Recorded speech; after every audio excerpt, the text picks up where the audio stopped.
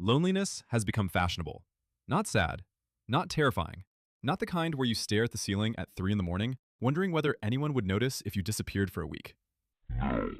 Now, loneliness is an aesthetic. It's coffee for one, headphones, rain sliding down the window, and the caption, Protecting my peace. it's a video of someone who hasn't left their apartment in 3 days, edited to look like the highest form of inner harmony. We've turned having nobody around into a lifestyle. We call it mindfulness, boundaries, self-love. My peace is too expensive. I don't need anyone.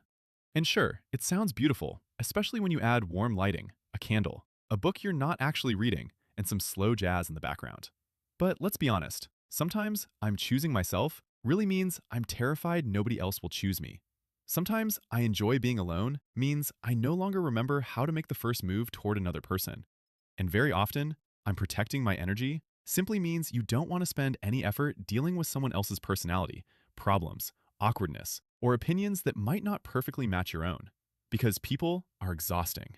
A person might not answer immediately. They might misunderstand you. They might get offended, make a terrible joke, show up late, cancel plans, or tell you the same story for the third time. And what are you supposed to do then? Be patient, communicate, explain yourself. Learn how to stay close to someone even when every interaction isn't perfectly comfortable? No thanks. Better to spend another peaceful evening alone with yourself, meaning alone with your phone, Netflix, food delivery, and 2,000 strangers' faces passing through your screen without you having one meaningful conversation. That's the funniest part. We claim we've chosen solitude, but most of us can't actually sit alone with ourselves for 10 minutes. The second everything becomes quiet, our hand reaches for the phone. We don't want silence. We want the presence of other people without any responsibility toward them.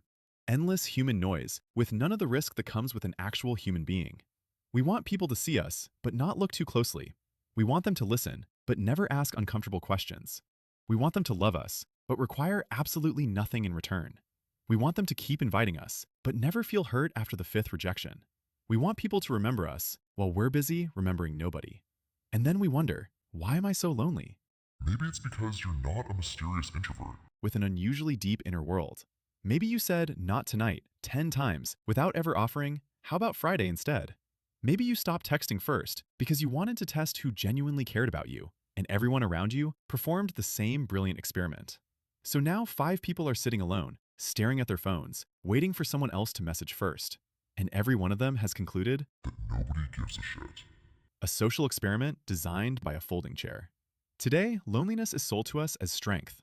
Don't be afraid to lose people. Remove anyone who disturbs your peace. You don't owe anyone an explanation. The right people will find you.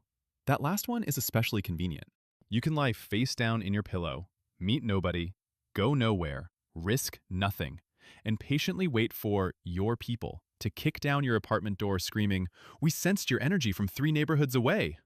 Yes, toxic people exist. Some people genuinely need to be removed from your life. Some relationships are so damaging that silence afterward feels like an all-inclusive vacation. But we've started using the language of escaping abuse to describe ordinary human discomfort. Someone disagrees with you? Toxic. They don't immediately understand your mood? Emotionally unavailable. They ask for more attention? Violating your boundaries. They suggest that maybe, possibly, you were also wrong? Manipulator, gaslighter, potential government agent. You can protect yourself perfectly this way. From disappointment, from conflict, from intimacy, from love, from anything alive. Because closeness is always a little dangerous. For somebody to become truly close to you, they need access to the places where you can be hurt. Otherwise, it isn't intimacy. It's a carefully controlled presentation of your personality in view-only mode. I enjoy being alone too. Nobody talks, nobody chews loudly, nobody asks why I'm quiet.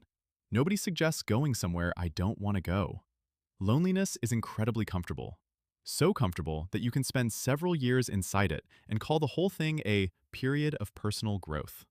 Then one day, you'll want to call someone. Not because your life is falling apart. You'll simply want to tell somebody about a stupid little thing that happened. And suddenly, you'll realize that you still have hundreds of contacts, but no actual people. Not because the world is cruel, not because everyone became fake, but because every connection dies without maintenance. Even the strongest one. Even the friendship that once felt permanent. People are not houseplants. You can't water them once every 3 months with a meme and then act surprised when the friendship looks dead. I'm not saying you need to run outside and surround yourself with 20 friends, 3 parties, and a group chat with 150 messages about absolutely nothing. Not everyone needs that. But nearly everyone needs at least one person around whom they don't have to perform being successful, strong, funny, productive, healed, or extremely busy. And for a person like that to appear, you may have to become that person for somebody else.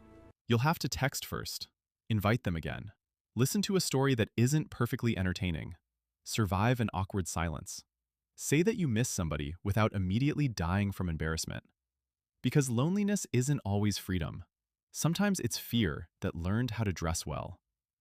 So yes, protect your peace, but make sure it doesn't become so complete that one day there's nobody left to ruin your birthday.